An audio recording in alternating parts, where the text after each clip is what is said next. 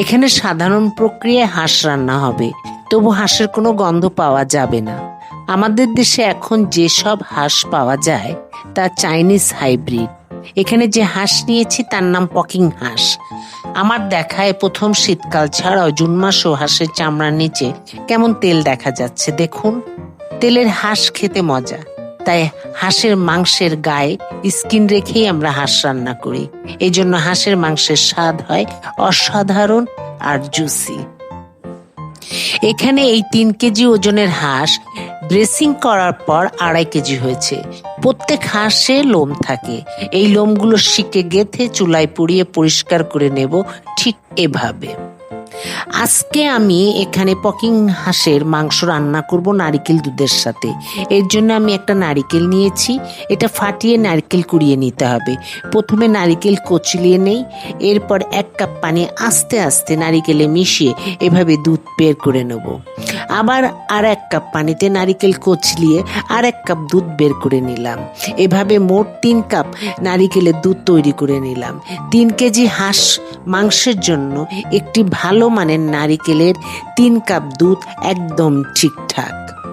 এভাবে মোট 3 কাপ নারিকেলের দুধ তৈরি করে আমরা হাঁস রান্নাতে চলে যাব। এই হাঁসের মাংসের জন্য শুকনো মরিচ ব্যবহার হবে।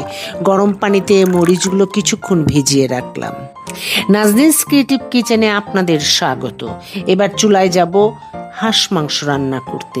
এখানে এই পরিমাণ মাংসের জন্য 15 টেবিল চামচ সরিষার তেল দিলাম। তেল বেশ গরম হয়েছে। এবার 3 মুঠো পেঁয়াজ দিলাম, 3 চা চামচ জিরে দিলাম। হাঁস মাংস প্রেমীরা মাংসের হাড় চিবিয়ে মাংসের স্বাদ উপভোগ করতে চায়। এর জন্য মাংসের হাড় নরম হতে হবে। তাদের কথা মাথায় রেখে হাড় নরম করা কৌশল জানাবো পর্যায়ক্রমে। এখানে পেঁয়াজ আধা ভাজা হয়েছে। এরকম পেঁয়াজ ভাজা হলেই রসুন 3 টেবিল চামচ দিয়ে দেবো। শুকনো মরিচের পানি দিয়ে আবার কষিয়ে নিলাম। এবার আদা বাটা দিলাম 3 টেবিল চামচ। এখানে রসুন আর আদা বাটা হাঁসের মাংসের জন্য সমান সমান হবে। শুকনো মরিচের ঝাল নেই, তাই 6 টেবিল চামচ শুকনো মরিচ বাটা দিয়ে আবার কষালাম। হলুদ 3 চা চামচ দিয়ে দিলাম। আবার শুকনো মরিচ ধোয়া পানি দিলাম। এখন 3 চা চামচ লবণ দিলাম। 3 কেজি হাঁস হলে 3 চা চামচ লবণ যথেষ্ট। আরও দিলাম 3 চা চামচ ধনে গুঁড়ো এবং 3 চা চামচ জিরা গুঁড়ো। মশলায় তেল উঠলে মাংস দিয়ে দেবার পালা। একে একে মাংস দিয়ে দিলাম। অনেকেই হাঁস প্রেসার কুকারে রান্না করেন না। হাঁস মাংসের হাড় নরম করতে প্রেসার কুকারে জুড়ি নেই। এই রেসিপি অনুসরণ করে হাঁসের মাংসের হাড় চিবিয়ে উপভোগ করুন। হাঁড়িতে মাংস কষাবো, হাড়টাও নরম হতে হবে, তবে কাঙ্ক্ষিত মাংস সিদ্ধ আপনি যেমন চান তেমনি হবে। কলিজা মাংসের ঝোলে পরে দেব সামান্য নেড়ে চেড়ে। এর উপরে তেজপাতা 6টি, এলাচ 6টি দারুচিনি দিয়ে দেব। ফাটানো গোলমরিচ 3 চা চামচ দিয়ে দিলাম। আমার মায়ের রান্না ঘরে নারিকেলের দুধ দিয়ে হাঁসের মাংস রান্না হতো। আমি এখনও এই নিয়ম মেনে রান্না করি। এই রান্না মাংসের সাথে যাবে ছিটে রুটি। তার রেসিপি দেখাবো এখানে। মাংস হাইটে কষাতে হবে। বেশ সুন্দর কষানো হচ্ছে, দেখুন তেল উঠেছে। এখন নারিকেল দুধ 3 কাপ দিয়ে দিলাম। হাই হিটে ফুটে উঠলেই প্রেসার কুকারে মুখ লাগিয়ে দেব। ভয় পাবার কোনো কারণ নেই। মাংস যথাযথ নরম হবে, সেই সাথে মাংসের হাড় চুবানোর মতো নরম হবে। হাই হিটে 3 শীষ দেওয়া পর্যন্ত অপেক্ষা করব। 2 নং টিপস হলো, এবার প্রেসারের বাষ্প বের না করে এই অবস্থায় রেখে সম্পূর্ণ বাষ্প বের হওয়া সময় দিতে হবে। হাঁড়ির বাষ্প বের হলে ঢাকনা খুলে দেখেন কেমন অবস্থা। এখন কলিজা দিয়ে দিলাম। তৃতীয় টিপস হলো, পুনরায় মাঝারি আঁচে এই হাঁস মাংস আবার ফুটাবো, কমপক্ষে 5 মিনিট। সামান্য ঢাকনা লাগিয়ে রাখি। চতুর্থ টিপস হলো, মাংস ফুটে উঠলেই কাঁচা মরিচ দিয়ে দেবো 5টা। ভাজা জিরে গুঁড়ো ছিটিয়ে দেই হাতে যতটুকু আসে। এবার এরকম নিভু আছে রেখে দেবো এই হাঁসের মাংস 10 মিনিট। পঞ্চম টিপস হলো, চুলা বন্ধ করে 2 চা চামচ দারুচিনির গুঁড়ো মাংসের ঝোলের সাথে মাংসে মিশিয়ে দেই। আবার 1 চা চামচ এলাচ গুঁড়ো মাংসের ঝোলের সাথে মাখিয়ে মাংসের ঝোলে মাখিয়ে দেই। এই পদ্ধতি আমার মায়ের রান্নাঘর থেকে নেওয়া। অসাধারণ এই মাংসের কম্বিনেশনের জন্য আমার মায়ের রেসিপিকে ধন্যবাদ জানাই। এ দুটি মশলার কারণেই মাংসের হাঁসের গন্ধ পাওয়া যায় না। এবার চুলা বন্ধ করে দমে রেখে দিলাম।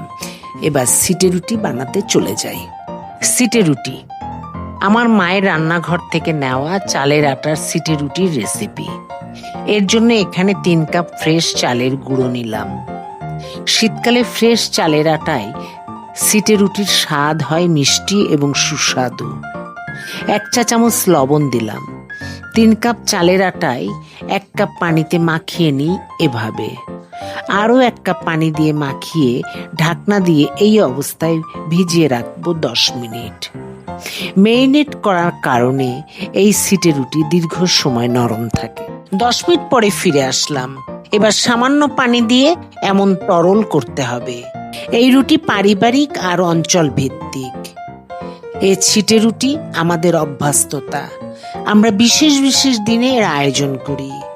ঈদ পার্বণের পরের দিন কিংবা বিশেষ মেহমান এলেই আয়োজন হয় সিটে রুটির সাথে যে কোনো মাংস।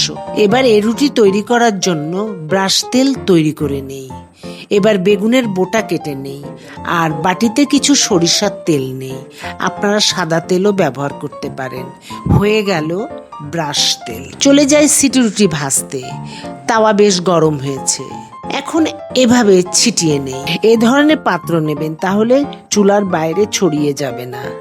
এভাবে প্রত্যেকবার সিটে রুটি ভেজে নেবেন। ঠিক এভাবে হাঁসের মাংসের সাথে সিটে রুটি তৈরি করে আপনি চাইলেই এর স্বাদ নিতে পারেন। রাজহাঁস, পাতিহাঁস, এখন আবার চাইনিজ হাঁস। মূলত আমরা হাঁস রান্না করি নারিকেলের দুধে। ফলে সব হাঁসের রান্না মাংস আমাদের কাছে একটা চমক। পরবর্তীতে দেশি পাতিহাঁসের আচার মাংসের একটা রান্না আসছে। এই রেসিপি আমার রান্নাঘরে হয়ে থাকে। আপনারা নাজনীনস ক্রিয়েটিভ কিচেনের সাথে থাকুন আর ছোট ছোট টিপস জানতে শেষ পর্যন্ত দেখুন। আপনারা ঘরে রান্না করুন এবং পরিবারের স্বাস্থ্যের প্রতি যত্নবান হন।